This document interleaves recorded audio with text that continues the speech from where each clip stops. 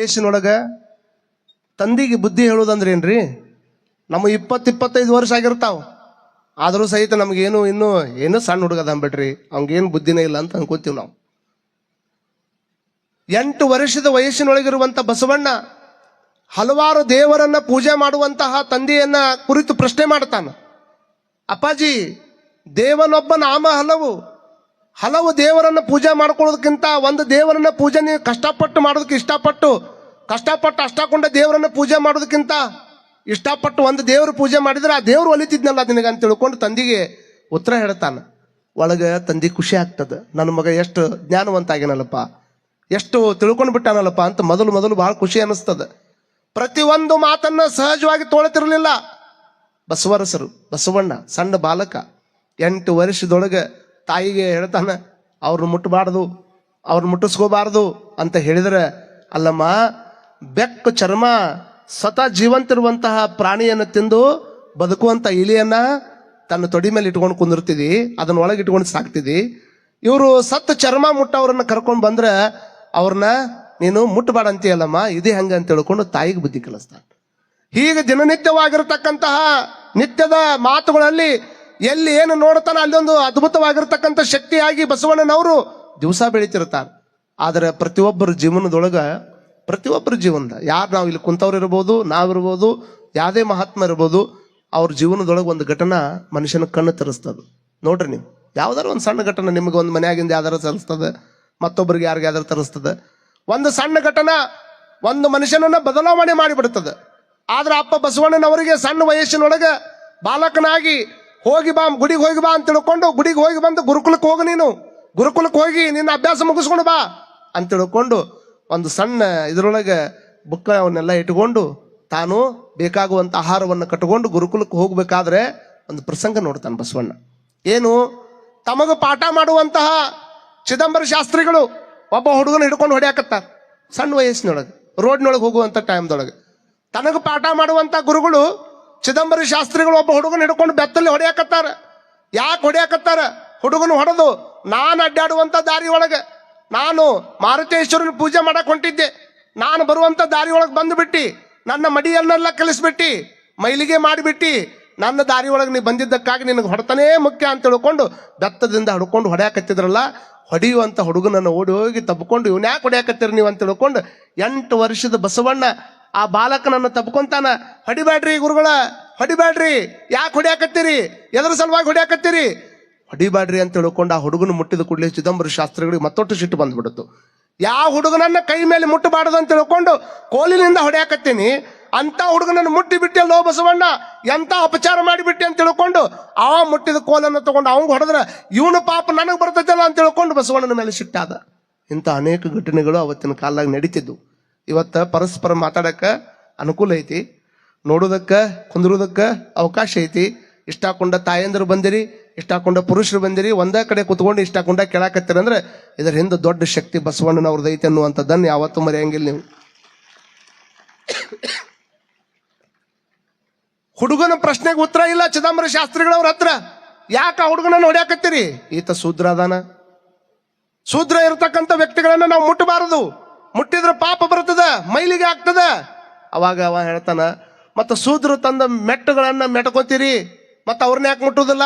ಬಸವಣ್ಣವ್ರು ನೋಡ್ರಿ 8 ವಯಸ್ಸಿನಾಗ ಹಿಂಗ್ ಕೇಳ್ತಾರ. ನಮ್ಮ ಯಾರು ಶೂದ್ರ ಮಾಡ್ಕೊಂಡು ಬಂದಿರತಕ್ಕಂತ ಮೆಟ್ಟುಗಳನ್ನ ಕಾಲಾಗ ಮೆಟ್ಕೊಂಡು ಅಡ್ಡಾಡ್ತೀರಿ, ಹಾಗಾದ್ರೆ ಮೆಟ್ಟು ಮಾಡ್ಕೊಂಡು ಬಂದಾಗ ಮೆಟ್ಟನ್ನ ಹಾಕೊಂಡು ಅಡ್ಡಾಡಕ್ ಬರ್ತದ, ಅವ್ರನ್ನ ಯಾಕೆ ಮುಟ್ಟಾಕ್ ಬರುದಿಲ್ಲ? ಹಿಂಗಂದಾಗ ಚಿದಂಬರ ಶಾಸ್ತ್ರಿಗಳಂತಾರ, ಮೆಟ್ಟಗಳನ್ನ ಹಂಗ ಮೆಟ್ಟೋದಿಲ್ಲ, ನಾವು ಶುದ್ಧೋದಕವನ್ನ ಹಾಕಿ ಅವನು ಪರಿಶುದ್ಧ ಮಾಡಿ ಆಮೇಲೆ ಮೆಟ್ಕೋತೀವಿ ಅಂತ ಅಂದಾಗ ಮತ್ತೆ ಬಸವಣ್ಣವ್ರು ಅಂತಾರ, ಹಾಗಾದ್ರೆ ನಿಮ್ಮ ಶುದ್ಧೋದಕದಿಂದ ಮೆಟ್ಟು ಇಲ್ಲೇನು ಕಾಲಾಗ ಹಾಕೊಳ್ಳುವಂತ ಮೆಟ್ಟುಗಳು ಅದಾವಲ್ಲ, ಈ ಮೆಟ್ಟುಗಳು ಶುದ್ಧ ಅಕ್ಕವ ಅನ್ನೋದಾದ್ರೆ ಸತ್ತು ಚರ್ಮ ಶುದ್ಧ ಮಾಡಕ್ ಬರ್ತದ, ಜೀವಂತಿದ್ದ ಮನುಷ್ಯನ ಯಾಕೆ ಶುದ್ಧ ಮಾಡಕ್ ಬರಂಗಿಲ್ಲ? ಇವಂಗೂ ಶುದ್ಧೋದಕ ಹಾಕ್ರಿ, ಅವನು ಶುದ್ಧ ಮಾಡ್ರಿ ಅಂತ ಹೇಳ್ತಾನೆ ಬಸವಣ್ಣ. ಮತ್ ನಿಮ್ ತಲೆಯಾಗ ಹೆಂಗಿರ್ಲಿ, ಬಸವ ಪುರಾಣ ಅಂದ್ರೆ ಎಲ್ಲ ಒಂದ ದಿವ್ಸಕ್ಕನ ಹೇಳಿ ಮುಗಿಸ್ಬೇಕು ಅನ್ನೋ ಹಂಗ ಲೆಕ್ಕದಾಗ ಇಟ್ಕೊಂಡಿದ್ರಿ. ಮತ್ ನೀವು 20 ದಿವಸ ಐತಿದ ಒಂದೊಂದು ಪ್ರಸಂಗ ಹೇಳ್ಕೊಂತಾನೆ ಹೋಗ್ಬೇಕು ಹಂಗ. ಮತ್ತೆ ಹೇಳಂದ್ರೆ ಇವತ್ತು ಒಂದ್ ದಿವಸ ನಾ ಮುಗಿಸೇ ಬಿಡು ಇದನ್ನ. ಹೆಂಗ್ ಮಾಡೋಣ್ರಿ? ಕೆಲವು ಮಂದಿ ಜ್ಞಾನಿಗಳು ಇರ್ತೀರಿ, ಮತ್ತೆ ನೀವು ಯಾಕೆ ಹಂಗೆ ಬರ್ಲಿಲ್ಲ ಅಂತೇಳಿ ನೀವು ಯಾವ್ದಾರು ಓದ್ಕೊಂಡ್ ಬಂದಿದ್ದು ತಂದು ನನಗೆ ಹಚ್ಕೊಂಡು ಕುಂತ್ಕಿಂತೀರಿ ಇಲ್ಲೇ. ಇಲ್ಲೇನು ಬರ್ತೈತಿ ಅದನ್ನ ಇದನ್ನ ಮಾಡ್ಕೊಂತಾನೆ ಅದ್ರೊಳಗೆ ಅದನ್ನು ಹೇಳಬೇಕು. ಯಾಕಂದ್ರೆ ಇಬ್ಬರು ಮತ್ತೆ ಹಂಗೇನಾದ್ರು ಸೊಕ್ಕ ಬಸವ ಪುರಾಣ ನಿಮ್ಗೆ ಬೇಕಾತಂದ್ರೆ ನಾ ಮುಂಜಾನೆ ಅಲ್ಲಿ ಮಧ್ಯಾಹ್ನದಾಗ ಇರ್ತೀನಿ, ಅಲ್ಲಿ ಬರ್ರಿ ಕಾವ್ಯಾತ್ಮಕವಾಗಿ ಬಸವ ಪುರಾಣವನ್ನು ಕೇಳೋಣ. ಅದು ಆಸಕ್ತಿ ಇದ್ದವ್ರು 4 ಮಂದಿ ಯಾರಿದ್ರು ಅವ್ರಷ್ಟ. ನಿಮ್ದೆಲ್ಲ ತೊಗೊಂಡು ಹೋಗಿ ನೀವು ಹುಟ್ಟರ ತಲೆ ಮೇಲೆ ಹೇರಕ್ಕೆ ಹೋಗ್ಬೇಡ್ರಿ. ಅದನ್ನು ಕಾರಣ ಇಷ್ಟ ತಲೆಯಾಗಿಟ್ಕೊಳ್ರಿ. ನಿಮ್ಮ ಶುದ್ಧೋದಕದಿಂದ ಮೆಟ್ಟನ್ನ ಶುದ್ಧ ಮಾಡಕ್ ಬರ್ತದ ಅಂತಂದ್ರೆ ಅದ ನೀರನ್ನು ತೆಗೆದುಕೊಂಡು ಅವಂಗೂ ಹಾಕಿ ಅವನು ಶುದ್ಧ ಮಾಡ್ರಲ್ಲ ಅಂತ ಅಂದಾಗ ಅವಾಗ ಅವ್ರಂತಾರ, ನೋಡು ಬಸವ, ಎಂತ ವ್ಯಕ್ತಿ ಹೊಟ್ಟಿ ಒಳಗೆ ಎಂತವನು ಹುಟ್ಟಿಬಿಟ್ಟಿಯೋ ನೀನು. ಪಂಡಿತರಿಗೆ ಹೊಳ್ಳಿ ಪ್ರಶ್ನೆ ಕೇಳ್ತೀಯಲ್ಲೋ, ಕಲಿಸಿದ ಗುರುಗಳಿಗೆ ವಾದ ಮಾಡ್ತೀಯಲ್ಲೋ ಅಂತ ತಿಳ್ಕೊಂಡು ಅಪರಾಧಿಯನ್ನು ತೆಗೆದುಕೊಂಡು ಬಂದು ಹೋಗಿ ಯಾರ ಹತ್ರ ಹೇಳ್ತಾರ?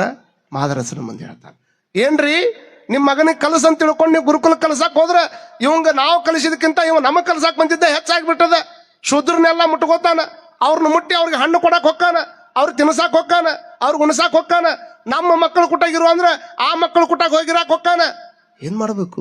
ಎಂತವ್ರ ಹೊಟ್ಟೆ ಒಳಗೆ ಎಂತವ್ರು ಹುಟ್ಟು ಬಿಟ್ಟಾರಿ ಅಂತ ಎಲ್ಲಾರಕ್ಕೂ ಒಂದು ಕಂಪ್ಲೇಂಟ್ ಮಾಡ್ಬೇಕಾದ್ರೆ ಆ ಬಾಲಕ ಬಸವಣ್ಣನ ಕರೆದು ಹೊರಗೆ ಹೊಡೆಯಂಗಿಲ್ಲ, ಏನನ್ನೋಂಗಿಲ್ಲ. ಬಹಳ ದಿವ್ಸಕ್ಕೆ ಪ್ರೀತಿಯಿಂದ ಹುಟ್ಟಿರುವಂತ ಮಗು ಅದ.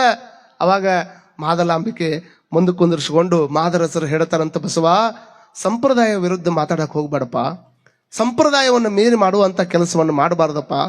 ಸಂಪ್ರದಾಯಕ್ಕೆ ಮೀರಿ ನಾವೇನಾದ್ರೂ ನಡ್ಕೊಳಕತ್ತೀವಿ ಅಂದ್ರೆ ವಿಪ್ರರು ನಮ್ಮನ್ನು ನೋಡಿ ಸುಮ್ಮನೆ ಇರುವುದಿಲ್ಲಪ್ಪ.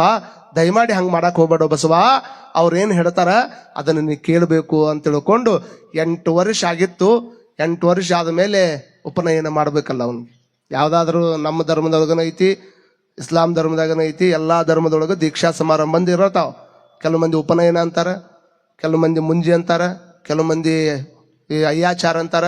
ಹಂಗೆ ಅವ್ರವ್ರ ಧರ್ಮದೊಳಗೆ 8ರ ವಯಸ್ಸಿಗೆ ಅಲ್ಲಿವರೆಗೂ ಈ ಶರೀರ ಅನ್ನುವಂಥದ್ದು ಹೆಂಗಿರ್ತದಂದ್ರೆ ಮಾಂಸದ ಮುದ್ದೆ ಆಗಿರ್ತದೆ. ಈ ಮಾಂಸದ ಮುದ್ದೆಗೆ ಆ ದೀಕ್ಷೆಯನ್ನು ಕೊಟ್ಟ ಮೇಲೆ ಇದು ಮಂತ್ರ ಮುದ್ದೆ ಶರೀರ ಆಗ್ತದೆ. ಮಾಂಸ ಪಿಂಡವಾಗಿರ್ತಕ್ಕಂಥದ್ದನ್ನ ಮಂತ್ರಪಿಂಡವನ್ನಾಗಿ ಮಾಡುವಂಥ ಕೆಲಸವನ್ನ ದೀಕ್ಷೆಗಳು ಮಾಡ್ತಾವ.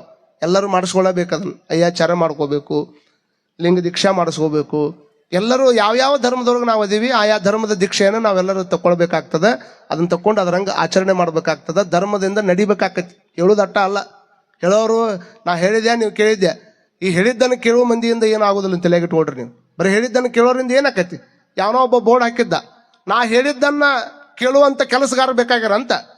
ಹೇಳಿದ್ದನ್ನ ಕೇಳುವಂತ ಕೆಲಸಗಾರ ಬೇಕಾಗ್ಯಾರ ಅಂದ್ಬಿಡ್ಲಿನ ಒಂದ್ 8 ಮಂದಿ ಬಂದ್ರ ನಾವು ಮಾಡ್ತೀವಿ ಅಂತ. ಪಗಾರ ಎಷ್ಟ್ರಿ? ತಿಂಗಳ 10,000 ರೂಪಾಯಿ ಕೊಡ್ತೀನಿ. ಇನ್ನೊಬ್ಬ ಒಂದು ಎಷ್ಟು ನಮ್ದು ಒಂದು 15,000 ರೂಪಾಯಿ ಕೊಟ್ಟರೆ ನಾ ಮಾಡ್ತೀನಿ ನೋಡ್ರಿ ಅಂದ. 7 ಮಂದಿ ಹೋದ್ರು, ಅವನೊಬ್ಬ ಉಳ್ಕೊಂಡ 15,000 ರೂಪಾಯಿಗೆ ಹೇಳಿದ್ದನ್ನ ಕೇಳುವಂತ ಕೆಲಸಗಾರ. ಅಂದ್ರೆ ನಾವು ಏನು ಹೇಳ್ತಾನೆ ಎಲ್ಲ ಕೇಳಬೇಕವ. ಅವ ಬಂದು ಕರ್ಕೊಂಡ್ಬಂದು ತನ್ನ ತೋಟದಾಗ ಇಟ್ಕೊಂಡು ಹೇಳಿದವ, ನೋಡಪ್ಪ, ಮುಂಜಾನೆ ಎದ್ದು ಗುಡ್ಲಿನ ಎತ್ತಿಗೆ ನೀರು ಕುಡಿಸ್ಬೇಕು, ಆಕಳಕ್ಕೆ ನೀರು ಕುಡಿಸ್ಬೇಕು, ಹುಣ್ರಿ ಅಂದವ. ಎತ್ತು ಹೊರಗೆ ಕಟ್ಬೇಕು, ಹುಣ್ರಿ ಅಂದ. ಮತ್ತೆ ಹೊಳ್ಳಿ 9-9:30 ಆಕತಿ, ಆಕಳಕ್ಕ ಎತ್ತಿಗೆ ತಿನ್ನಾಕಿಡ್ಬೇಕು, ಹುಣ್ರಿ ಅಂದವ. ಹೊರಗೆ ಕಟ್ಟಿದ ಮೇಲೆ ಸ್ವಚ್ಛಂಗೆ ಕಸ ಹೊಡಿಬೇಕು, ಹುಣ್ರಿ ಅಂದವ. ಇಷ್ಟೆಲ್ಲ ಕೆಲಸ ಹೇಳಿಕೊಟ್ಟಾನ. ಹೇಳಿಕೊಟ್ಟು 8 ದಿವಸ ಊರಿಗೆ ಹೋಗಿ ಬರ್ತೀನಿ ಅಂತ ಹೋಗ್ಯಾನವ. 8 ದಿವಸ ಹೋಗಿ ಬರ್ತೀನಿ ಅಂತ ಹಿಂಗೆ ಊರಿಗೆ ಹೋಗಿ 8 ದಿವಸ ಆದ್ಮೇಲೆ ಬಂದು ನೋಡ್ತಾನ, ಕಟ್ಟಿದ ಎತ್ತು ಕಟ್ಟದಲ್ಲೇ ಅದಾವು, ನೀರು ಇಟ್ಟಿಲ್ಲ, ತಿನ್ನಾಕು ಇಟ್ಟಿಲ್ಲ, ಹಾಲು ಹಿಂಡ್ಕೊಂಡಿಲ್ಲ, ಸ್ವರ್ಗ ಸಾಯಕಾಗಿದ್ದವು 8 ದಿವಸ ಗಟ್ಲೆ. ಮತ್ತೆ ನೀರು ಕೂಳು ಹಾಕ್ಲಿಲ್ಲ ಅಂದ್ರೆ ಏನಾಕ್ಕವು ಪಾಪ. ನೋಡಿ ಇಟ್ಟು ಸಿಟ್ಟು ಬಂತು. 15,000 ರೂಪಾಯಿ ರೊಕ್ಕ ಕೊಟ್ಟು ನಿನಗೆ ಹೇಳಿದ್ದು ಕೇಳುವಂತ ಕೆಲಸಕ್ಕೆ ಇಟ್ಕೊಂಡ್ರೆ ಒಂದಿಷ್ಟು ನೀರು ಕುಡಿಸಿಲ್ಲಲ್ಲೋ, ಏನ್ ಕೆಲಸ ಮಾಡೀನಿ ಅಂತ ಅಂದಾಗ, ಸಾವ್ಕಾರ ಬೈಬೇಡ್ರಿ ನನಗ ಅಂದವ. ಯಾಕ ಬೈಬೇಡ್ರಿ? ಯಾಕೆ ಬೈಬೇಡ್ರಿ? ನೀವೇನ್ ಹೇಳ್ಕರ್ಕೊಂಡ್ ಬಂದಿರಿ? ನನ್ನ ಹೇಳಿದ್ದನ್ನ ಕೇಳ ಅಂತ ಹೇಳ್ಕೊಂಡ್ ಬಂದಿರಿ. ನೀವ್ ಹೇಳಿದ್ದೆಲ್ಲ ಕೇಳಿನಿಲ್ಲ, ನಾನು ನೀರು ಕುಡಿಸಂದಿರಿ, ಹೂ ಅಂದಿನಿ. ತಿಳಿದಿಲ್ಲ ನಿಮ್ಗೆ? ನೀವು ಒಂಥರ ಟ್ಯೂಬ್ಲೆಟ್ ಇದ್ದಂಗೆ ಅದೀರಿ. ನೀರು ಕುಡಿಸಂದಿರಿ, ನೀರು ಕುಡಿಸಿನಿ, ಮತ್ತೆ ಅದಕ್ಕೆ ನೀವು ಹೂ ಅಂದಿನಿ. ನೀವು ಅದಕ್ಕೆ ಹೊರಗೆ ಕಟ್ಬೇಕಂದಿರಿ, ಅದನ್ನು ಹೂ ಅಂದಿನಿ. ನೀ ಹೇಳಿದ್ದು ಕೇಳವ ಅಟ್ಟ ನಾನು ಮಾಡವಲ್ಲ ಅಂದಂತವ. ಮತ್ತೆ ಬರೀ ಹೇಳಿದ್ದು ಕೇಳಿದ್ರೆ ಅಟ್ಟ ಏನು ಬೆಲೆ ಐತಿ? ಸ್ವಾಮಿಗಳು ಹೇಳಿದ್ದನ್ನು ಬರೀ ಕೇಳ್ಕೊಂಡು ಅಟ್ಟ ಹೋದ್ರೆ ಏನು ಬೆಲೆ ಇಲ್ಲ. ಹೇಳಿದ್ದನ್ನ ಕೇಳಿದ್ರೆ ಅಷ್ಟೇ ಬೆಲೆ ಇಲ್ಲ, ಕೇಳಿದಂಗ ಒಂದಿಷ್ಟು ನಡ್ಕೊಂಡವ್ರಿಗೆ ಅಟ್ಟ ಬೆಲೆ ಐತಿ ಈ ಜಗತ್ನ್ಯಾಗ. ಇದಕ್ಕೆ ಚಪ್ಪಾಳಿ ಹೊಡ್ರಿ, ಏನಾಗೋದಿಲ್ಲ.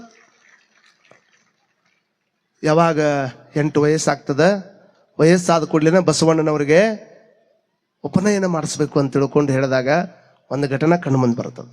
ಏನು ಕಣ್ಮುಂದೆ ಬರ್ತದೆ ಅಂದ್ರೆ, ಬಸವಣ್ಣನವರ ತಂದೆಯಾಗಿರ್ತಕ್ಕಂಥ ಮಾದರಸರ ತಂಗಿ ಲಕ್ಷ್ಮಮ್ಮ, ಆ ಲಕ್ಷ್ಮಿಯ ಗಂಡ ಅಚಾನಕ್ಕಾಗಿ ತೀರ್ಕೊಂಡ್ಬಿಡ್ತಾನೆ. ಇದು ಬಹಳ ಮನುಷ್ಯನ ಮೇಲೆ ಪ್ರಭಾವ ಬೀರಿರುವಂಥ ಘಟನಾ ಇದು ಬಸವಣ್ಣವ್ರಿಗೆ. 8 ವಯಸ್ಸಿನಾಗ ಇದು ಹೇಳಾಕತ್ತಿದ್ ನಾನು. 20 ವಯಸ್ಸಾದ ಮೇಲೆ ಆಗಿರುವಂಥ ಘಟನಾ ಅಲ್ಲ ಇದು. 8 ವಯಸ್ಸಿನ ಹುಡುಗನ ಮೇಲೆ ಪರಿಣಾಮ ಆಗ್ತದೆ. ಏನಾಗ್ತದೆ? ಏನು ಆ ಮಾದರಸನ ತಂಗಿಯಾಗಿರ್ತಕ್ಕಂಥ ಸೋದರತ್ತೆ ಗಂಡ ತೀರ್ಕೊಂಡಿದ್ದಕ್ಕ ಸೋದರತ್ತೆಗೆ ಒತ್ತಾಯಪೂರ್ವಕವಾಗಿ ತಲೆ ಬಡಿಸುವಂತ ಕೆಲಸವನ್ನು ಮಾಡಾಕತ್ತಿದ್ರು. ಕೇಶ ಮುಂಡನ ಮಾಡ್ಬೇಕಲ್ಲ. ಗಂಡ ಸತ್ತ ಅಂದ್ರ ಕೈಯಾಗಿನ ಬಿಳಿಯನ್ನ ತೆಗಿಬೇಕು, ಕುಂಕುಮ ತೆಗಿಬೇಕು, ಬಿಳಿ ಬಟ್ಟೆ ಹಾಕೋಬೇಕು, ಮುಲ್ಯಾಕ್ ಕುಂದಿರ್ಬೇಕು, ಯಾವುದೇ ಶುಭ ಕಾರ್ಯಗಳಿಗೆ ಹೋಗೋಂಗಿಲ್ಲ. ಯಾರು ಮಾಡಿಟ್ಟಾರ ಇವನು ಶಾಸ್ತ್ರನ? ಯಾರು ಮಾಡಿಟ್ಟಾರ? ಇದು ಮಾಲಕವಾಗಿರ್ತಕ್ಕಂಥ ಬಸವಣ್ಣನವ್ರ ಮೇಲೆ ಪರಿಣಾಮ ಬೀಳ್ತದ. ನನ್ನ ಸೋದರತ್ತೆ ನನ್ನ ಎತ್ಕೊಂಡು ಮುದ್ದಾಡ್ತಿದ್ಲು, ನನ್ನ ಸೋದರತ್ತೆ ನನ್ನ ಕಣ್ಣು ಕೂಡಲೇ ಪ್ರೀತಿ ಮಾಡ್ತಿದ್ಲು. ಇವತ್ತು ನನ್ನ ಸೋದರತ್ತೆ ಕೂದಲವನ್ನು ತೆಗಿಯಾಕತ್ತಾರ, ಬಿಳಿ ಸೀರೆ ಕೊಟ್ಟಾರ, ನನ್ನಿಂದ ದೂರ ಇಡಾಕತ್ತಾರ. ಯಾವ್ದಾದ್ರು ಶುಭ ಸಮಾರಂಭ ಬಂದ್ರೆ ಬಾಳ ದೂರ ಕುಂದಿರಿಸ್ತಾರ. ಯಾಕೆ ಹಿಂಗಂತ ತಿಳ್ಕೊಂಡು ಹೋಗಿ ಸೋದರತ್ತೆಯನ್ನು ಕೇಳ್ತಾಳಂತ, ಅತ್ತೆ ಯಾಕೆ ನಿನಗೆ ಹಿಂಗೆ ಮಾಡಾಕತ್ತಾರ? ಅವಾಗ ಬಾಲಕ ಬಸವಣ್ಣ ನನಗೆ ಸೋದರತ್ತೆ ಅಂತಾಳಂತ. ನೋಡಪ್ಪ, ನೀ ಕೇಳುವಂತ ಪ್ರಶ್ನೆಗೆ ನನ್ನ ಹತ್ರನೂ ಉತ್ತರ ಇಲ್ಲ ಬಸವಣ್ಣ. ಇದಕ್ಕೊಂದೇ ಉತ್ತರ, ಇದು ನಮ್ಮ ಸಂಪ್ರದಾಯ. ಗಂಡ ಸತ್ತ ಅಂದ್ರ ಹೆಂಡತಿ ವಿಧಿವಿ ಅಕ್ಕಾಳ, ಗಂಡ ಸತ್ತ ಅಂದ್ರ ಹೆಂಡತಿ ವಿಧಿವಿ ಅಕ್ಕಾಳ.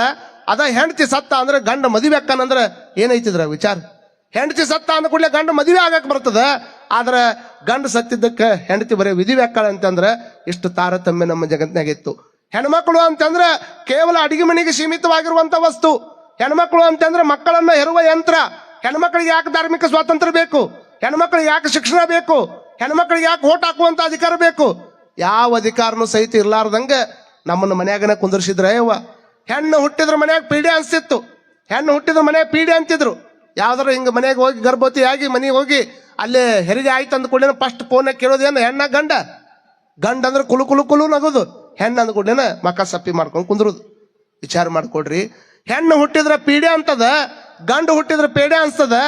ಗಂಡು ಹುಟ್ಟಿದ್ರ ಪೇಡೆ ಅನ್ಸ್ತಿತ್ತು, ಹೆಣ್ಣು ಹುಟ್ಟಿದ್ರ ಪೀಡೆ ಅಂತಿತ್ತು. ಗಂಡು ಹುಟ್ಟಿದ್ರ ದೊರೆ ಅಂತಿತ್ತು, ಹೆಣ್ಣು ಹುಟ್ಟಿದ್ರ ಹೊರೆ ಅಂತಿತ್ತು. ಗಂಡು ಹುಟ್ಟಿದ್ರ ಹೊನ್ನು ಅಂತಿತ್ತು, ಹೆಣ್ಣು ಹುಟ್ಟಿದ್ರ ಹುಣ್ಣು ಅಂತಿತ್ತು. ಆದ್ರೆ ಎಷ್ಟು ಮಂದಿ ಗೊತ್ತೈತಿ?